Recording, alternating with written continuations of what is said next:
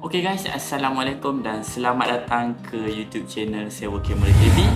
Okay, so dalam video kali ni kita akan unbox dan juga review satu aksesori yang penting untuk para fotografer wildlife dan juga sport, iaitu ini dia Sony 2x teleconverter untuk full frame.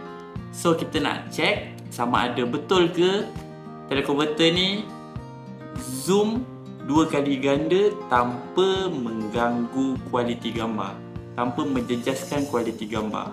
Okey, jom. Okey, jom kita tengok apa ada dalam dia. By the way, teleconverter ni aku beli second. Ini harga daripada kedai. Tengok berapa kedai buka. Okey. Tapi benda ni aku dapat second pada dengan harga 1799. So ini dia bagi free gift strap.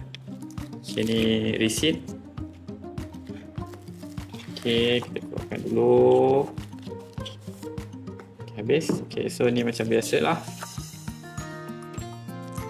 manual dan juga warranty card. Okay. Okay, ni dia. Okay, dia datangkan dengan bag. Okay, bag ni hard case dia keras, bukannya macam bag lens yang biasa tu. Okay, so kita buka. So ni dia. Okay, ni dia teleconverter dia. Kecil je. Okay, nak bezakan dengan iPhone dalam dua kali handphone iPhone dengan case lah, tapi iPhone dengan case ni. Converter ni aku akan pakaikan dengan Sony 70-200. So kalau kita pakaikan dengan Sony 70-200 ni, prinsip dia adalah 70-200, so dia akan double kan.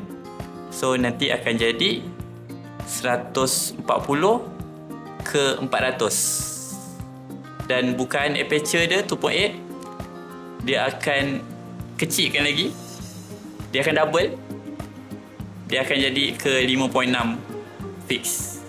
Tu maksud dia 2 kali. Jom kita pasang. Oh, dekat teleconverter ni ada satu line putih. Okay, nampak? Okay, so kita akan masukkan dengan line tu. Okay, dan kita pusing lock. Okay, macam tu je. So macam biasa ni putih ni. Kita masuk. Okay. So macam ni lah kejadian dia. Teleconverter ni pada pendapat aku ada beberapa kekurangan lah. Okay, yang pertama dia punya aperture. Perubahan aperture dia akan jadi double lah. So 2.8 kepada 5.6. Teleconverter ni hanya compatible untuk beberapa lens je, iaitu 70-200 dan juga Sony 100-400. Mulanya aku rasa teleconverter ni sesuai untuk orang yang ada lens 70-200 and then dia tak nak lah tambah lens lagi satu tele. So dia boleh beli teleconverter ni je lah. So untuk video kali ni aku hanya unbox dan juga review simple je. So untuk fieldwork ataupun sample footage, sample video, kita akan buat dalam next video. Okay guys, kalau korang berminat, jangan lupa like, share dan juga subscribe. Kita jumpa di next video.